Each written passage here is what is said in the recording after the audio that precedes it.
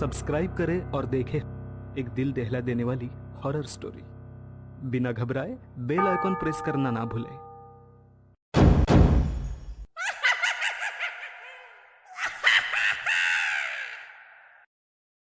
इस कहानी के लेखक है संजय कामले। साहब, हमारी बिल्डिंग में कुछ तो अजीब हो रहा है। मतलब साफ साफ बोलो। साहब, 2 दिन पहले जिस आदमी का खून हुआ था वो कल रात खून से लथपथ हालत में मेरे फ्लैट के बाहर खड़ा होकर मुझे आवाज लगा रहा था। क्या बकवास कर रही हैं आप? मरा हुआ इंसान आपके कमरे के बाहर आपको पुकार रहा था। वॉचमैन की तरफ देखते हुए इंस्पेक्टर साहब ने कहा, तुमने कुछ देखा? नहीं साहब, शायद मेम साहब को वहम हो गया होगा। साहब, वहम नहीं था, सचमुच मैंने अपने दरवाजे पर लगे की होल से उसे देखा था। ठीक है, माना आपने उसे देखा, पर वो आपके दरवाजे के बाहर क्या कर रहा था? बोल रहा था। क्या बोल रहा था? वो औरत की आवाज में बोल रहा था, वो अकेली नहीं जाएगी, वो उसे भी साथ लेकर जाएगी। वो औरत इंस्पेक्टर साहब की आंखों में आंखें डालकर बोल रही थी। इंस्पेक्टर साहब अब सोच में पड़ गए कि आखिर ये क्या हो रहा है। उसे किसे? मुझे क्या पता, पर मौतों का सिलसिला अभी रुकने वाला नहीं है। मैं तो अपनी बेटी के पास जा रही हूँ। उस महिला की तरफ देखकर इंस्पेक्टर साहब ने कहा, माफ कीजिएगा, पर इस अपार्टमेंट में रहने वाला कोई भी शख्स अब ये शहर छोड़कर नहीं जा सकता। क्या ये औरत मनगढ़ंत कहानी सुना रही है या सचमुच उसने कुछ देखा है? और ये सिर्फ उसने देखा है या कोई और भी है जो ये सब महसूस कर चुका है? आखिर ये है क्या? अजीब सा, डरावना सा, जो आम कल्पना से परे है, या ये वहम है जैसा मुझे होता है? इंस्पेक्टर साहब ने वॉचमैन की तरफ देखकर कहा, कल तक मुझे इस अपार्टमेंट में रहने वाले हर एक शख्स की जानकारी चाहिए। कोई नया रहने आया हो या छोड़कर जा चुका हो या पुलिस की लिस्ट में हो, उनकी जानकारी अलग से बनाओ। रात होते होते इंस्पेक्टर साहब अपने घर के लिए निकले। रास्ते में ही उनके मोबाइल की रिंग हुई। अपनी बाइक सड़क किनारे खड़ी करते हुए उन्होंने फोन रिसीव किया। सिर्फ 3 दिन में शादी है, कम से कम 1 दिन पहले तो आइए। अरे यार, अब कैसे समझाऊं? काम बहुत ज्यादा है और शादी के दिन आऊंगा, यही बोलने वाले थे ना। आपको मेरे मायके वालों की कद्र ही नहीं है। उनकी पत्नी मोबाइल पर बोल रही थी और तभी उन्हें बाइक के शीशे में कुछ दिखाई दिया। शीशे पर पड़ी बारिश की बूंदें साफ करके देखा तो शीशे में पीछे सड़क पर दूर खड़ी एक महिला की धुंधली परछाई नजर आई। उन्होंने झट से मुड़कर देखा, पर पीछे उस सुनसान सड़क पर कोई नहीं था तो सिर्फ घना अंधेरा। उन्होंने दोबारा बाइक के शीशे में देखा तो अभी भी एक महिला का अक्स नजर आ रहा था। ये क्या हो रहा है? मेरे दिमाग का वहम। उन्होंने बाइक साइड स्टैंड पर लगाई और धीरे धीरे मुड़कर देखा, पर वहां कोई भी नहीं था। पीछे अंधेरे में डूब चुकी सड़क काफी डरावनी लग रही थी। और तभी उस गहरे सन्नाटे से उनके कानों पर एक आवाज पड़ी। आवाज पायल में लगे नाजुक घुंघरुओं की आवाज, पर आवाज पीछे से नहीं बल्कि सामने से आ रही थी। उनके दिल की धड़कनें तेज हो गई थी। अपनी बाइक पर बैठे उन्होंने धीरे धीरे गर्दन घुमाकर सामने की तरफ देखा और सन्न रह गए। सामने कुछ दूर सड़क की दाईं तरफ एक औरत खड़ी सड़क की दूसरी तरफ देख रही थी। उसका चेहरा काले बालों से पूरी तरह ढका हुआ था। इंस्पेक्टर साहब मन ही मन खुद को समझा रहे थे, नहीं, ये असलियत नहीं, ये मेरा वहम है। मुझे दवाइयों के बगैर ठीक होना है। उनके सामने सड़क की एक तरफ खड़ी वो औरत धीरे धीरे कदम बढ़ाते हुए सड़क पार करने लगी। चलते वक्त उस औरत के पैरों की पायल आवाज कर रही थी। मोबाइल कानों पर लगाए इंस्पेक्टर साहब उसी को देख रहे थे। वो औरत अब सड़क के बीचों बीच आकर रुक गई। सब कुछ शांत था, पर इंस्पेक्टर साहब का दिल जोर जोर से धड़क रहा था। उनकी नजरें उसी महिला पर गड़ी हुई थी। उस महिला ने इंस्पेक्टर साहब की तरफ अपनी गर्दन घुमाई। उसका खून से सना आधा चेहरा बालों से ढका था। उसने इंस्पेक्टर साहब से नजर हटाकर दोबारा सामने की ओर देखकर सड़क पार करने लगी।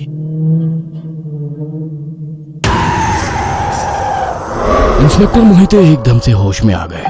पत्नी अभी भी डांटे जा रही थी। आप ना नौकरी ही करिए, हमारी तो कोई परवाह ही नहीं। गलती हुई जो पुलिस वाले से शादी की, सुन रहे हो या नहीं? हाँ, सुन रहा हूँ। वे घर आ गए, पर खाने का पार्सल लाना भूल गए। फ्रीज खोलकर देखा, ब्रेड, जैम और कुछ फल रखे थे। 2-3 ब्रेड के स्लाइस खाकर वे बेड पर बैठ गए। उनकी गोलियों का पैकेट अभी भी वहीं था, पर बगैर गोली खाए वे आज भी सो गए।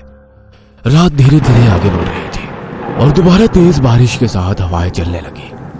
हवाओं की वजह से खिड़की लगातार खड़क रही थी। उस आवाज से उनकी नींद खुल गई। ना चाहते हुए भी उन्हें उठना था। वे उठकर खिड़की के पास गए। देखा तो बाहर तेज बारिश के साथ बिजली भी चमक रही थी। उन्होंने खिड़की के ग्रिल से हाथ बाहर सरकाए।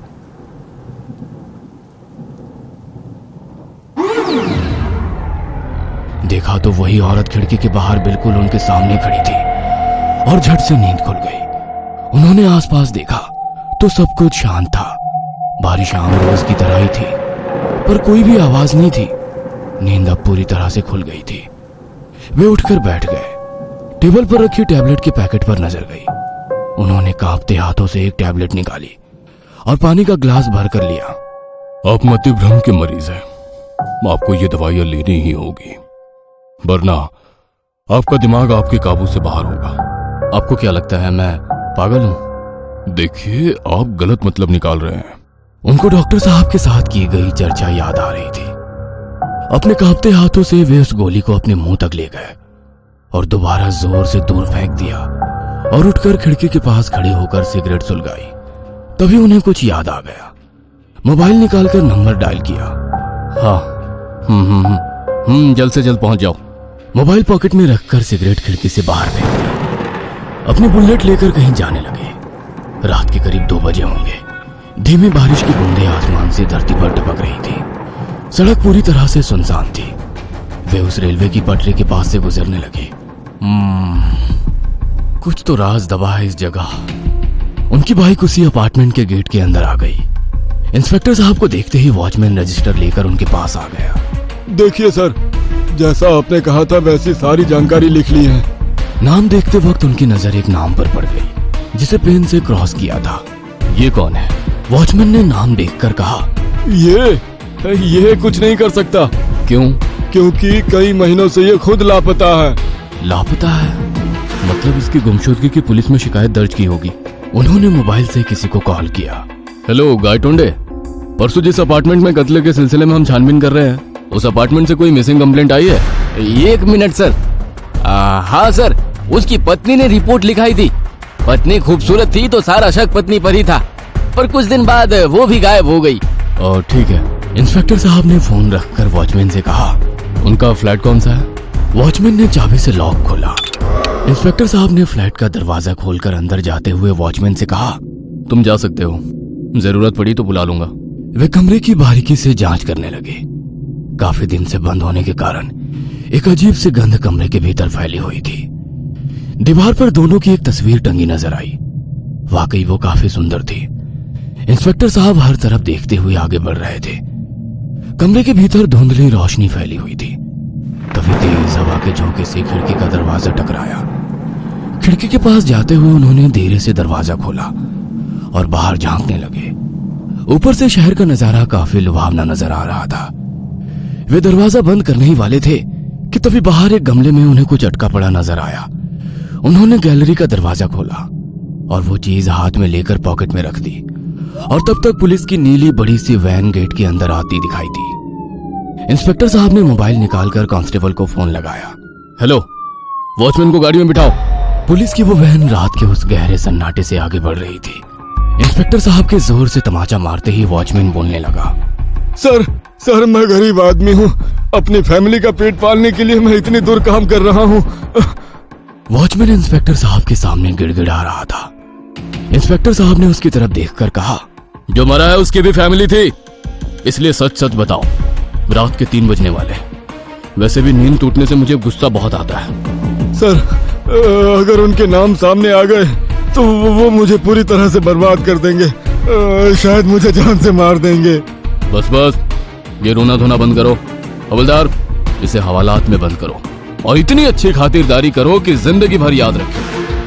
साहब बताता हूँ। और वो रोते हुए बोलने लगा। उस फ्लैट में वो पति पत्नी रहने आए थे, नाजिम अंसारी और उनकी पत्नी रजिया।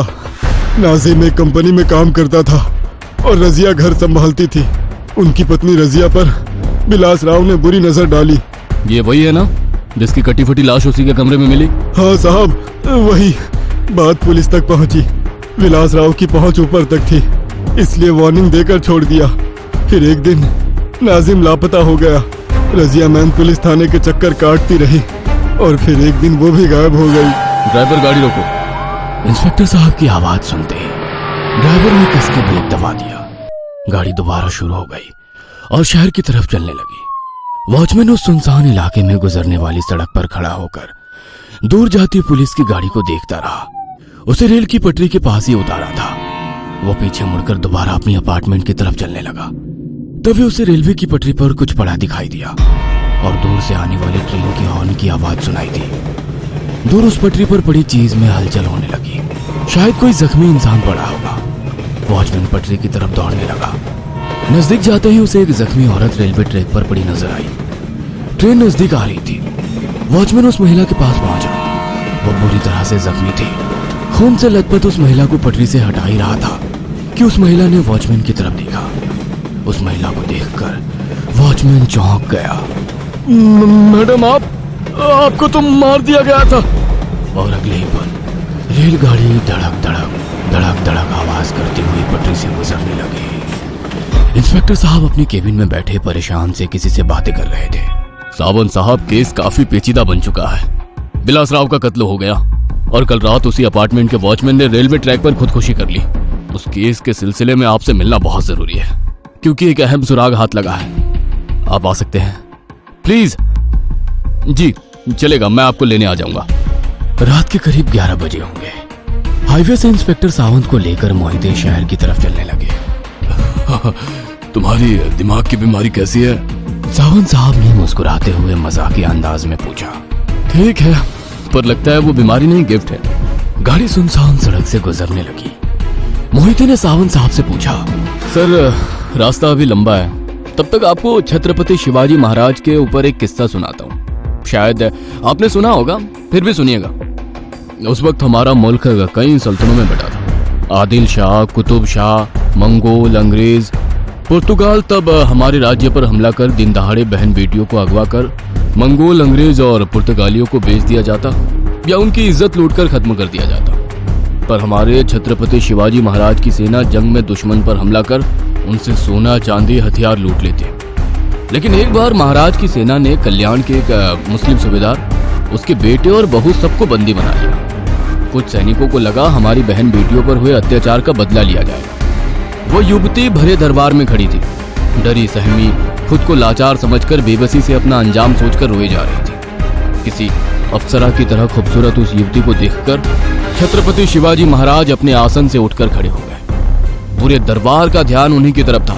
उस महिला के समक्ष खड़े होकर उन्होंने जो कहा वो आज भी एक मिसाल है। आशीष आचती आई आमची सुंदर रूपवती, आमही सुंदर झालो अस्तो वदले छत्रपति। मतलब अगर हमारी माँ इतनी सुंदर होती तो हम भी सुंदर होते। महाराज ने गुलाम बनाकर लाई गई महिला को माता सम्मान माना। ये सुनकर पूरा दरबार निशब्द हो गया और उस युवती को पूरे सम्मान के साथ उसके घर विदा किया गया। इंस्पेक्टर मोहिते की बात सुनकर सावंत ने कहा, हाँ पता है, पर यह सब मुझे बताने की जरूरत नहीं है। मैं भी छत्रपति शिवाजी महाराज को मानता हूँ। नहीं सर, आप उन्हें जानते जरूर है पर मानते नहीं। ये तुम कैसे कह सकते हो? सावंत की बात सुनकर एकदम से इंस्पेक्टर मोहिते ने गाड़ी के ब्रेक दबा दिए और कहा, सर एक महिला से छेड़छाड़ होती है। पुलिस में रिपोर्ट लिखने के बाद मुजरिम पर नहीं बल्कि उस महिला के पति को पकड़कर मारपीट की जाती है। उसमें उस आदमी की मौत हो जाती है, उसकी लाश पानी में बहा दी जाती है और उसकी गुमशुदगी की रिपोर्ट लिखाने आई उसकी पत्नी को भी प्रताड़ित किया जाता है। एक दिन उस महिला को घर में अकेला पाकर जबरदस्ती करने की कोशिश की जाती है। उसमें वो महिला जख्मी हो जाती है। लहूलुहान हालत में उसे रेलवे की पटरी पर फेंककर वहीं खड़े उसकी मौत का तमाशा देखने लगते हैं। रेल उसकी तरफ बढ़ती है और वो हाथ जोड़कर अपनी जिंदगी की भीख मांगती है, पर किसी को रहम नहीं आया। वो खुद पटरी से हटने की कोशिश करती है और वो तेज रेलगाड़ी उसके जिस्म को कई हिस्सों में बांटती हुई निकल जाती है। इंस्पेक्टर मोहिते की बात सुनकर इंस्पेक्टर सावंत गुस्से में बोलते हैं, तो तुझे सब पता चल गया तो सुन। हाँ, मैंने मारा उसके पति को। वो मुझे पसंद आ गई थी पर मान ही नहीं रही थी, इसलिए कर दिया। तुझे ये सब वॉचमैन ने बताया होगा ना? वैसे वो तो मर चुका है। सावंत की बात सुनकर मोहिते ने गाड़ी के हेडलाइट शुरू कर दिए और गाड़ी के सामने वॉचमैन को खड़ा देखकर सावंत के दिल की धड़कन ही रुक गई। गाड़ी के सामने कुछ ही दूरी पर खड़े वॉचमैन को पिछली रात की वो घटना याद आ गई। बुरी तरह से जख्मी खून से लथपथ उस महिला को पटरी से हटा ही रहा था कि उस महिला ने वॉचमैन की तरफ देखा। उसे देखकर वॉचमैन चौंक गया। अरे रजिया मैडम, आपको तो मार दिया गया था। और अगले ही पल रसिया की आत्मा ने वॉचमैन को पटरी से दूर धकेल दिया और रेलगाड़ी धड़क धड़क आवाज करती हुई पटरी से गुजरने लगी। पुलिस गाड़ी के सामने खड़े वॉचमैन ने हाथ जोड़कर सावंत साहब से कहा, माफ कर दो सावंत साहब, आपने रजिया मैडम के साथ जो किया मैंने सब बता दिया है। गुस्से से लाल होते हुए सावंत साहब ने मोहिते की तरफ देखकर कहा, तू मेरा कुछ नहीं उखाड़ सकता। इस 2 कौड़ी के वॉचमैन को भी मैं मरवा दूंगा। और तू तो हेलुसिनेशन से जूझ रहा है ना, तेरी वर्दी उतरवा कर तुझे पागल खाने भेज दूंगा। वो आगे कुछ कहते कि तभी उन्हें रेलवे का हॉर्न सुनाई दिया। मोहिते गाड़ी शुरू करने की कोशिश करने लगे, पर गाड़ी स्टार्ट नहीं हो रही थी क्योंकि उनकी गाड़ी रेलवे क्रॉसिंग पर ही खड़ी थी। गाड़ी के आगे खड़ा वॉचमैन चीखने लगा, सर ट्रेन आ रही है, जल्दी वहां से हटिए। रेल ने 2 बार हॉर्न बजाया। सावंत साहब, गाड़ी स्टार्ट नहीं हो रही है, आप गाड़ी से नीचे उतरिए। ट्रेन अब कुछ ही दूरी पर थी। ये दरवाजा नहीं खोल रहा। डर से कांपते हुए सावंत साहब बोले। मोहिते ने ड्राइवर साइड का दरवाजा खोला और सावंत साहब की तरफ देखकर कहा, इस तरफ से निकलिए। लेकिन वह दरवाजा भी झटके से अपने आप बंद हो गया। सावंत साहब चीखने लगे, मुझे यहां से निकाल। अपनी सीट पर बैठे सावंत साहब बाहर निकलने के लिए छटपटा रहे थे, लेकिन पिछले सीट पर बैठी रजिया की आत्मा ने उन्हें जकड़ रखा था। वे कुछ समझ पाते कि तभी रेलगाड़ी ने उनकी कार को जोरदार टक्कर मारी। इंस्पेक्टर मोहिते कुछ दूर गिर पड़े। रेलवे कार को घसीट कर ले जा रही थी। पल भर में कार के परखच्चे उड़ गए। दूर पड़े मोहिते कार को जलता देखकर उठकर खड़े हो गए और पॉकेट में हाथ डालकर कुछ निकाला और उन्हें कुछ याद आ गया। उस रात अपार्टमेंट में उस कमरे की जांच करते वक्त नीचे एक गमले में उन्हें कुछ अटका पड़ा नजर आया। उन्होंने गैलरी का दरवाजा खोला और वो चीज हाथ में लेकर पॉकेट में रख दी थी। वो चीज बाहर निकलते हुए देखा तो पुलिस की वर्दी में कंधों पर लगने वाला कपड़ा था जिस पर सितारे थे जो इंस्पेक्टर को ही मिलते हैं। उनकी नजर रेलवे की पटरी पर गई। रजिया की धुंधली परछाई उन्हें नजर आ रही थी और फिर वो दूर आसमान में गायब हो गई। तभी इंस्पेक्टर मोहिते के मोबाइल की रिंग हुई। हाँ, कल शादी में पहुंच जाऊंगा। गोलियां अब उनकी जरूरत नहीं। और रेलवे की पटरी के पास एक्सीडेंट देखने के लिए लोगों की भीड़ जमा होने लगी। ये कहानी आपको अच्छी लगी हो तो हमें सब्सक्राइब करें, हमारा इंस्टाग्राम और फेसबुक पेज जरूर फॉलो करें। और हाँ दोस्तों, सब्सक्राइब करना भूलना मत।